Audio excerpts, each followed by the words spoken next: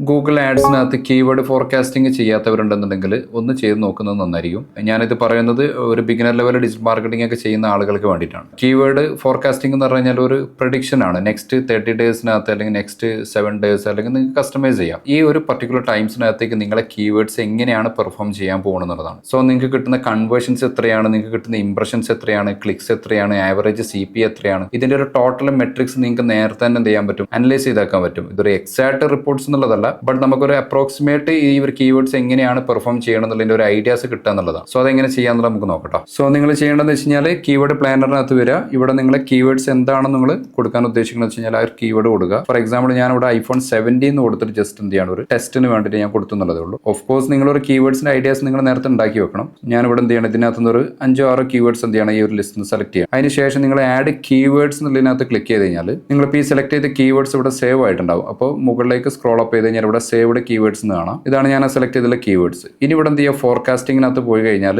ജാനുവരി 1 മുതൽ 31 ജാനുവരി വരെ, അതായത് ഒരു 1 മന്തിലേക്കുള്ള നമ്മളൊരു കീവേഡ്സ് എങ്ങനെയാണ് പെർഫോം ചെയ്യുക എന്നുള്ളതിന്റെ ഒരു അപ്രോക്സിമേറ്റ് റിപ്പോർട്ട്സ് നമുക്ക് ഇവിടെ കിട്ടും. സോ നമുക്ക് ഇതിനകത്ത് വരുന്ന കൺവേർഷൻസ് ടോട്ടൽ 536 കൺവേർഷൻസ് വരും. ആവറേജ് CPA എത്ര ക്ലിക്സ് ആണ് നമുക്ക് വരുന്നത്, എത്ര ഇംപ്രഷൻസ് ആണ് വരുന്നത്, നമ്മുടെ കോസ്റ്റ് എത്രയാണ് വരുന്നത്, CTR എത്രയാണ് വരുന്നത്, ആവറേജ് CPC എത്രയാണ് വരുന്നതിന്റെ ഒരു അപ്രോക്സിമേറ്റ് ഐഡിയാസ് നിങ്ങൾക്ക് എന്ത് ഇവിടെ കിട്ടും. അപ്പോൾ ഒരു കീവേഡ് എങ്ങനെയാണ് പെർഫോം ചെയ്യുക എന്നുള്ളതിന്റെ ഒരു പ്രഡിക്ഷൻ ആണ് ആക്ച്വലി. ഇത് വെച്ചിട്ട് നിങ്ങൾക്ക് എന്ത് ചെയ്യാം, ഒരു ബെറ്റർ ആയിട്ടുള്ള ഒരു ഗൂഗിൾ ആഡ്സ് ക്യാമ്പയിൻസ് നിങ്ങൾക്ക് ചെയ്യാൻ പറ്റും.